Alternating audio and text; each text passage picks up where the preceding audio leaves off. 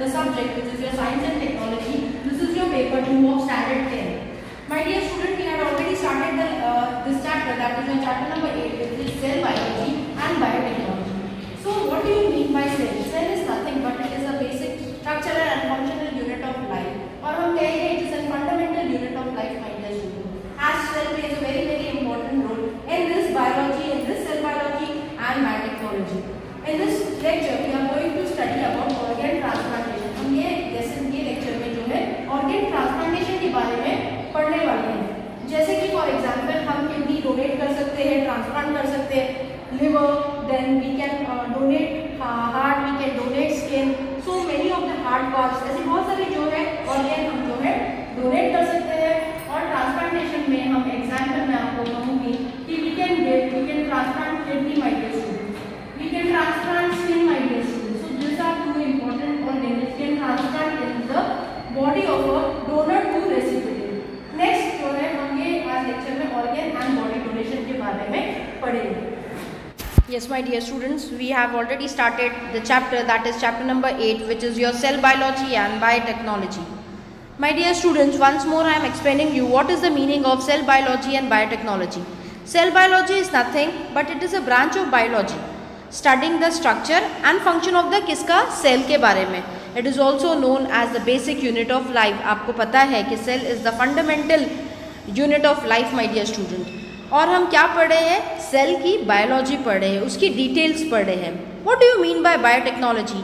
Biotechnology is a broad area of biology, my dear students, involving the use of living system and organism to develop or make products. Now, moving ahead, today in this lecture we are going to study about, we had already studied in the previous lecture about cell biology, that is your cytology. Biotechnology, stem cell we had studied, and now in this chapter we are going to study today about organ transplantation, organ and body donation.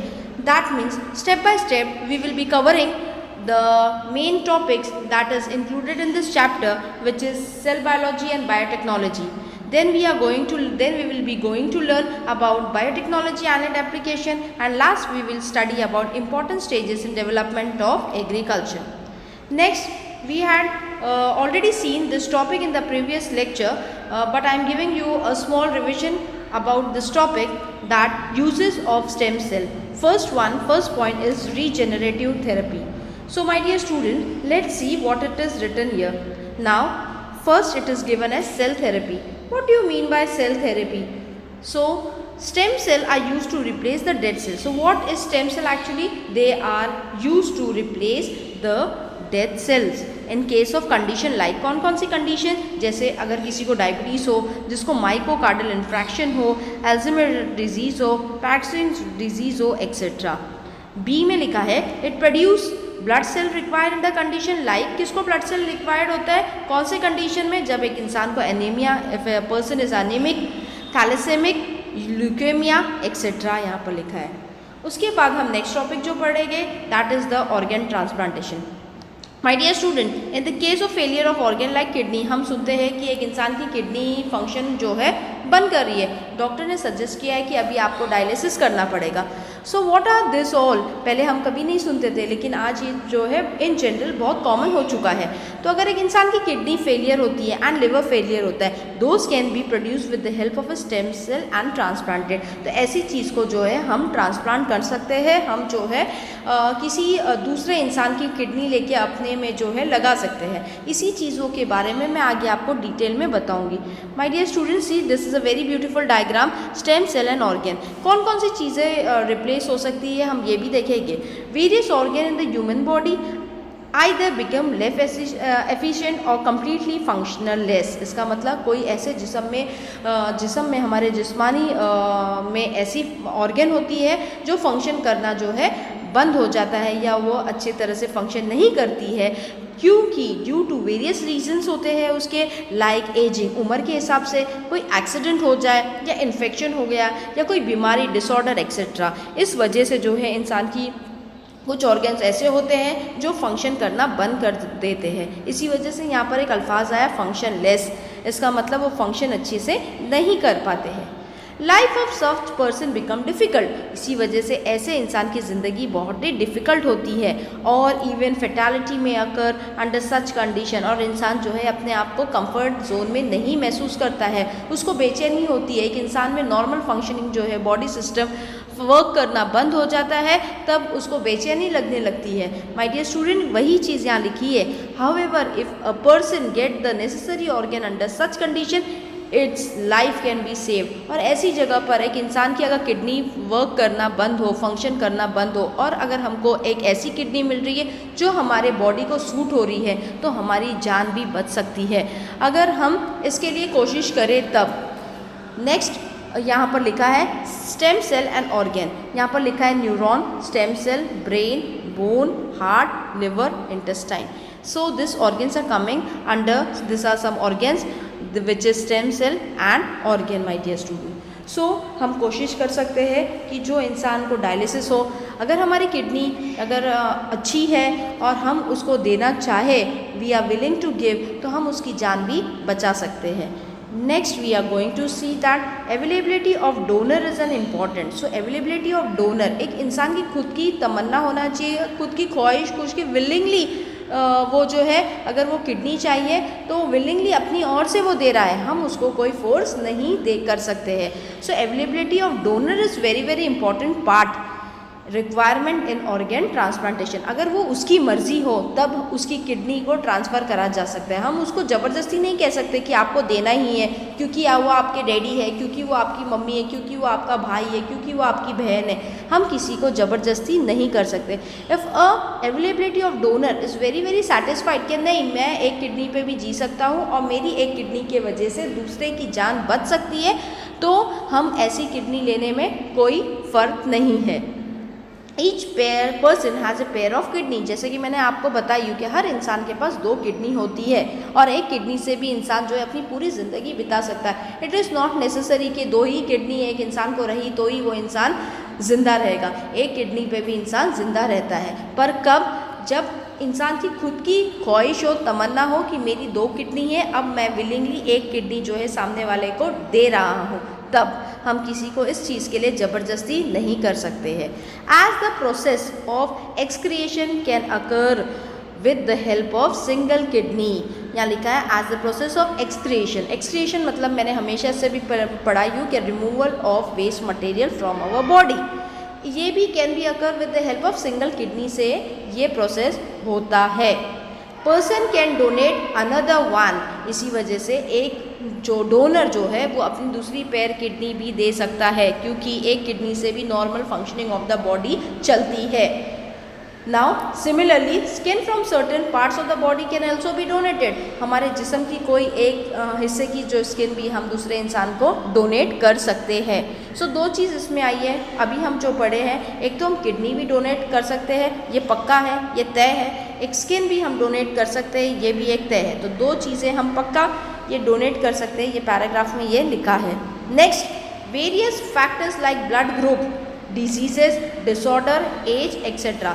जैसे various factor हो सकते हैं, या तो blood group, या तो जो बीमारियाँ, या तो डिसऑर्डर, एज, ये सारे हो सकता है etcetera of the donor and recipient need to be paid attention during transplantation. Now what do you mean by recipient?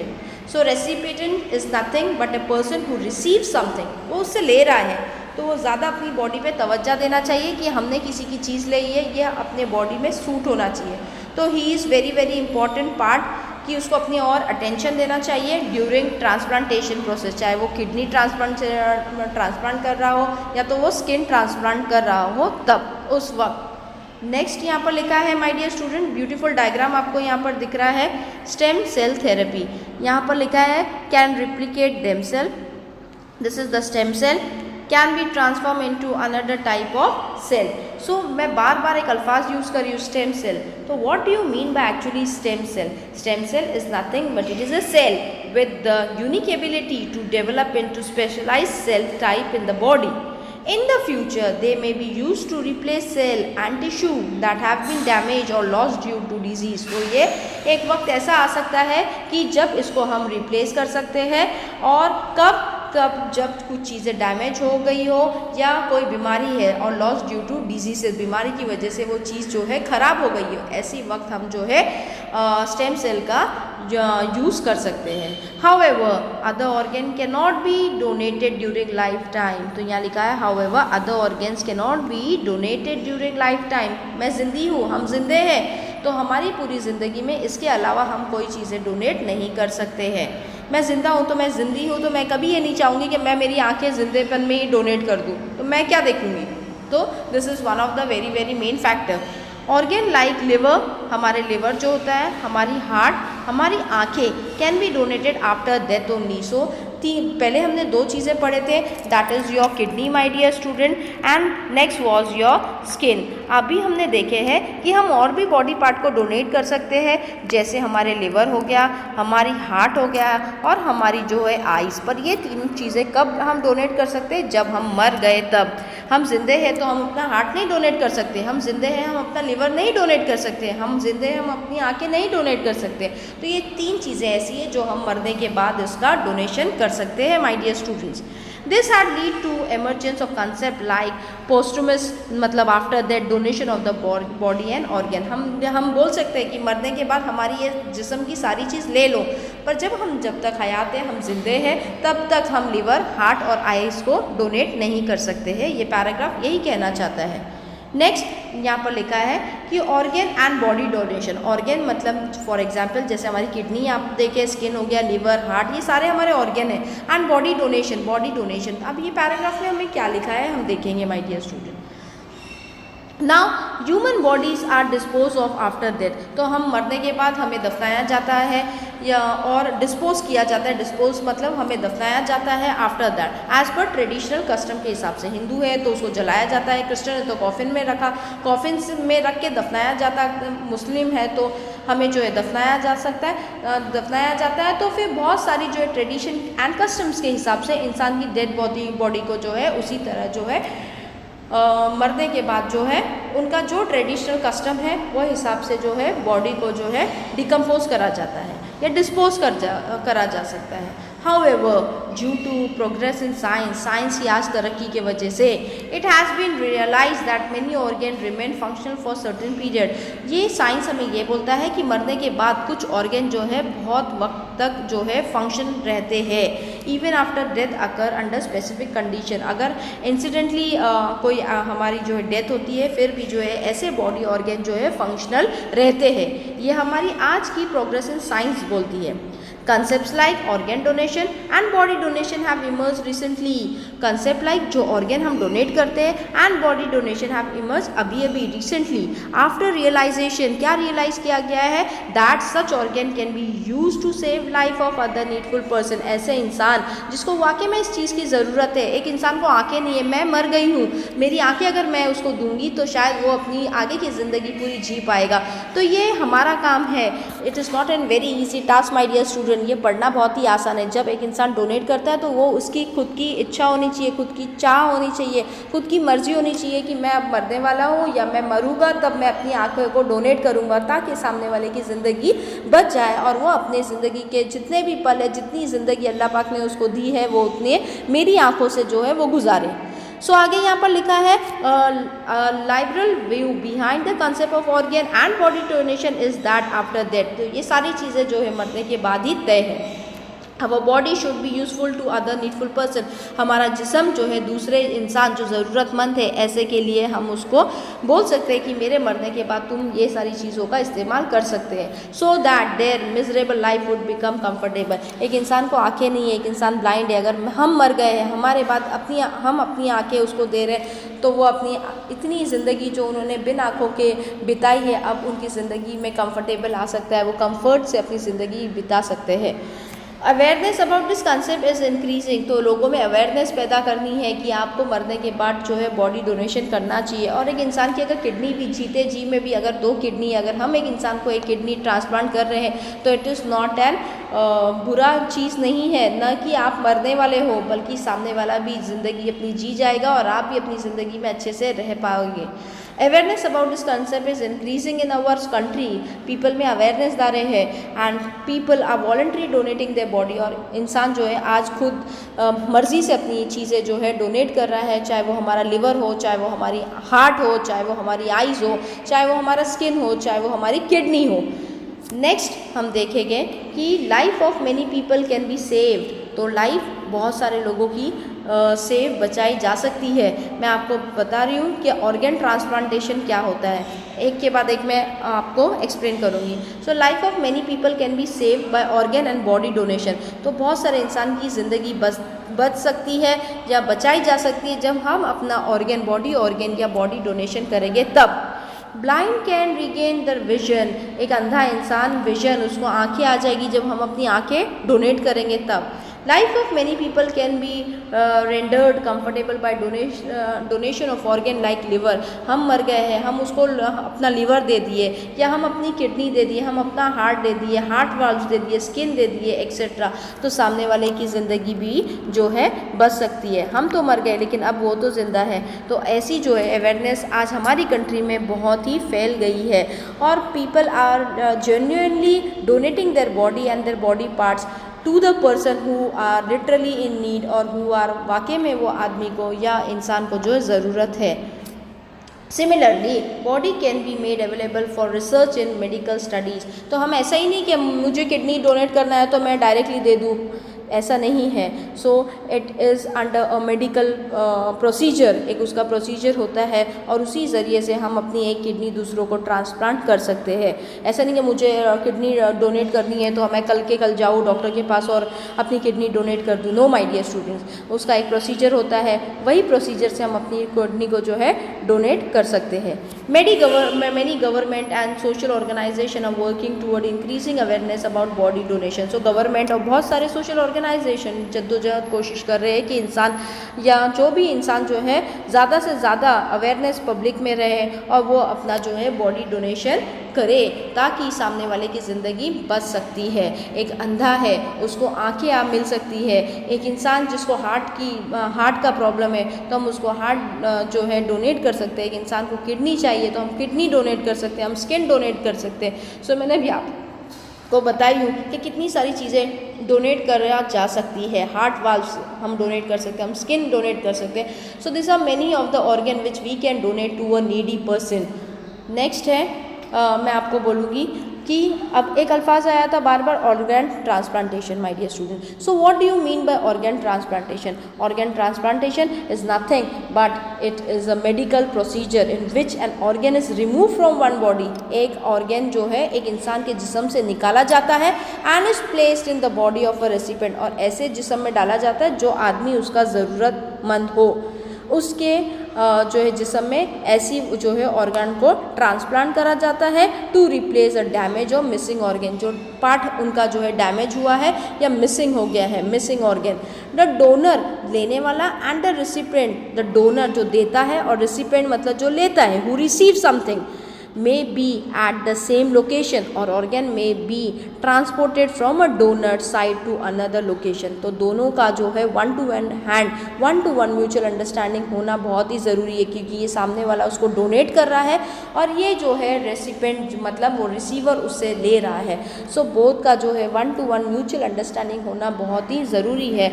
और जब हम डोनेट करते हैं किडनी हो तो हमारे जिस्म को वो मैच होना भी बहुत ही ज़रूरी है, हम किसकी भी किडनी किधर भी नहीं लगा सकते हैं। सो ये सारी बातों का ध्यान देना बहुत ही ज़रूरी है। तो गवर्नमेंट क्या चाह रही है कि लोगों में ये अवेयरनेस आए, मरने के बाद ये सारी चीज़ें अगर हम डोनेट कर रहे हैं या बॉडी डोनेट करें तो सामने वाले की ज़िंदगी बच सकती है। तो आज हमने दो मेन टॉपिक के बारे में पढ़े हैं, that is the organ transplantation and second है ऑर्गन एंड बॉडी डोनेशन।